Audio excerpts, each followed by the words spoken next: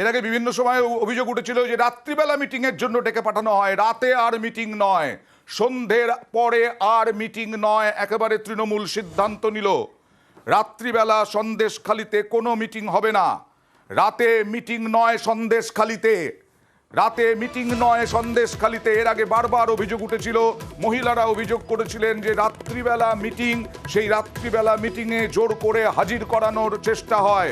মহিলারা অভিযোগ করেছিলেন, মহিলাদের রাতে ডাকার অভিযোগ। কথা বলবো প্রতিনিধি জিয়াউলের সঙ্গে। জিয়াউল, কি অভিযোগ ছিল একবার মনে করিয়ে দেওয়া, এবং আজকে তৃণমূল কি সিদ্ধান্ত নিল?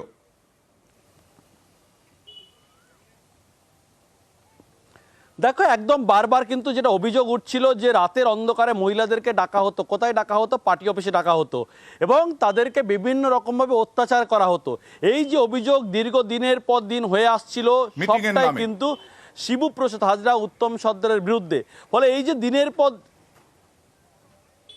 হ্যাঁ জিয়া,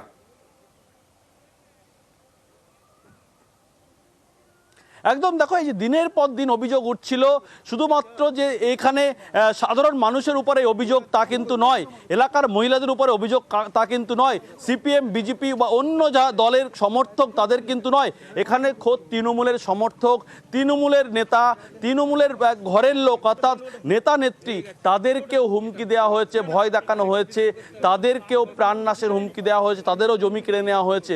ফলে অভিযোগ যে বিস্তার এবং অভিযোগ যে দেখে দেখে হয়নি, অর্থাৎ তার ঘরের লোককে হচ্ছে, তার কারণ তাদের যেদিকে নজর গেছে সেদিকেই তারা তাকিয়েছেন এবং সেই জমি তারা দখল করেছেন। ফলে সে কোন দলের, নিজের দলের কি অপর দলের, সে কিন্তু দেখেনি। ফলে এই যে যেভাবে চলছে, ফলে এলাকার মানুষ কিন্তু একটা বারংবার আমরা যেটা বলছিলাম যে শুধুমাত্র সন্দেশখালী দ্বীপেই কিন্তু সীমাবদ্ধ নয়, যত দিন যাচ্ছে ততই জেলিয়াখালীতে গন্ডগোল হলো, সেখানেও কিন্তু তার মাছের ভেড়ি এবং পোলট্রির ফার্ম পুড়িয়ে দেওয়া হলো, ভান্ডারখালীতে সেখানেও গন্ডগোল হলো। অন্যদিকে আজকের একেবারে বেড়েমজু 2 নম্বর গ্রাম পঞ্চায়েত, একেবারে সেই সন্দেশখালী দ্বীপ থেকে না হলেও প্রায় 9 কিলোমিটার দূরে, সেখানেও কিন্তু জমি কেড়ে নেওয়ার অভিযোগ, জমি দখল করার অভিযোগ। কার বিরুদ্ধে? শেখ শাহজাহানের ভাই একেবারে সিরাজ উদ্দিনের দিকে অভিযোগ। ফলে এরা কাউকেই ছাড়েনি, এবং মহিলাদের অভিযোগ যে তাদেরকে মিটিং এর নামে ডেকে নিয়ে যাওয়া হতো। তাই এবার একেবারে সিদ্ধান্ত, রাতের বেলা কোনো মিটিং নয়। কি বললেন সুকুমার মাহাতো, দেখুন। আমরা দিনের আলোতেই মিটিং করব।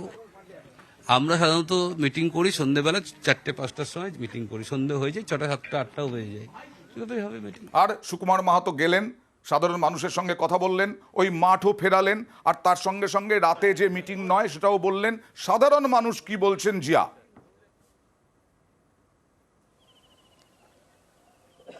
একদম দেখো, সাধারণ মানুষের উপরে আমরা গতকালকেও বেশ কিছু যারা তৃণমূল আর কি, অন্য দলের কথা আমি বলছি না, সাধারণ মানুষের কথা বলছি না, যারা তৃণমূলের সমর্থক, তৃণমূলের বিভিন্ন পদাধিকার, তাদেরও স্পষ্ট বক্তব্য, এত পরে কেন দল সিদ্ধান্ত নিচ্ছে, এত পরে যাদের নামে অভিযোগ উঠছে দিনের পর দিন, তাদের বিরুদ্ধে ব্যবস্থা নিতে এত সময় কেন লাগছে। ফলে এখন তাদের একটাই দাবি, এলাকার মানুষের উপর, এলাকার নেতৃত্বের উপরে কোনো ভরসা নেই, স্বয়ং মুখ্যমন্ত্রী তাদের কাছে আসুক, সেই মুখ্যমন্ত্রীর কাছে তারা অভিযোগ আকারে জানাবেন। অর্থাৎ দিনের পর দিন তারা অত্যাচারিত। ফলে এলাকার মানুষদের কাছে, এলাকার নেতাদের কাছে কোনো অভিযোগ করে তারা আর অর্থাৎ জানাবেন না, অভিযোগ করে কোনো ব্যবস্থা নেওয়া হয়নি। ফলে সুকুমার মাহাতো হয়তো এলাকার বিধায়ক, তিনি বললেন যে রাতে মিছিল মিটিং নয়, কিন্তু দীর্ঘদিন তো এটাই হয়ে আসছে, সেই অভিযোগও তো তিনি বিধায়কের কাছে এলাকার মানুষ করেছিলেন, কিন্তু তখন কেন ব্যবস্থা নিলেন না? এবং এতদিন পরে আজকে সুকুমার মাহাতো, গ্রামবাসীরা সুকুমার মাহাতোকে কাছে পেয়ে এই অভিযোগগুলোই করলেন যে দীর্ঘদিন ধরে তো এটাই হয়ে আসছে, যে এতদিন রাতের বেলা বৈঠকের নামে ডেকে নেওয়া যাওয়া হতো পার্টি অফিসে, কিন্তু কিছুই তো হয়নি। এতদিন কেন হয়নি? মুখ্যমন্ত্রীকে চাইছেন বারবার তারা। সুকুমার মাহাতোর সঙ্গে কি কথোপকথন দেখি গ্রামবাসীদের। এই মানুষকে ভোট দিয়ে আমরা একটা সুযোগ সুবিধা পাই না, তাহলে কেন ভাঙবে বলুন তো? এই বর্ষা হলে দেখুন তো অ্যালবেস্টার গুলোর ফাঁক দিয়ে কেমন জল পড়ে, তার উপরে ওরা এসে যদি এরকম ভাঙচুর করে, আমি ছোট বাচ্চা দুটো নিয়ে কোথায় যাব? না ঠিক, আপনি যা বলছেন আমরা আমার নাম্বার আছে, আর নাম্বার নিয়ে কি করব? আমরা আমাদের মন্ত্রীর সাথে আপনাদের নাম্বার আপনারা রেখে যান। আপনারা কোনোদিন এমএলএ কে বলেছেন যে এরকম এমএলএ কোনোদিন এসে আমাদের পাশে এসে বলেছে যে আপনাদের কোনটা কষ্ট দুঃখ বুঝেছেন? উনি প্রতি মাসে বুঝেছেন আমাদের কষ্ট দুঃখের কথা। আপনারা আমাদের মিটিং মিছিলে যান, তখনও কিন্তু একবার বলেননি সমস্যাটা। আপনাদের তো উচিত ছিল, বলবো কি করে? বললেই তো আমাদের পিঠে বাড়ি পড়বে। তাদের স্বামীদের তুলে নিয়ে বাড়ি পড়বে। শোনো, আমাদেরও জীবনে এই জিনিস হবে না, এই জিনিস হবে না। আমরা বাস করি। এগুলো এ জিনিস হবে না, কিন্তু চিড়ে তো ভিজছে না, কারণ অভিজ্ঞতা তো খুব খারাপ। দীর্ঘদিন ধরে হয়েছে, সুকুমার মাহাতো যাননি। এটাই তো অভিযোগ করছেন মহিলারা, যে তিনি বিধায়ক, তাকে ভোট দিয়ে জিতিয়েছেন, কিন্তু যখন বিপদে পড়েছেন তখন তো তারা যাননি, তারা কোনো সাহায্য করেননি, এরকমটাই অভিযোগ করছেন। আর বলছেন যে আর ভরসা, ফোন নাম্বার দিয়ে কি হবে, ফোন নাম্বার আপনার কাছেই রাখুন। আমি চল একটু তেজি পিছে চল ঠিক আছে তোমার ঠিক আছে বলা আর এই মুহূর্তে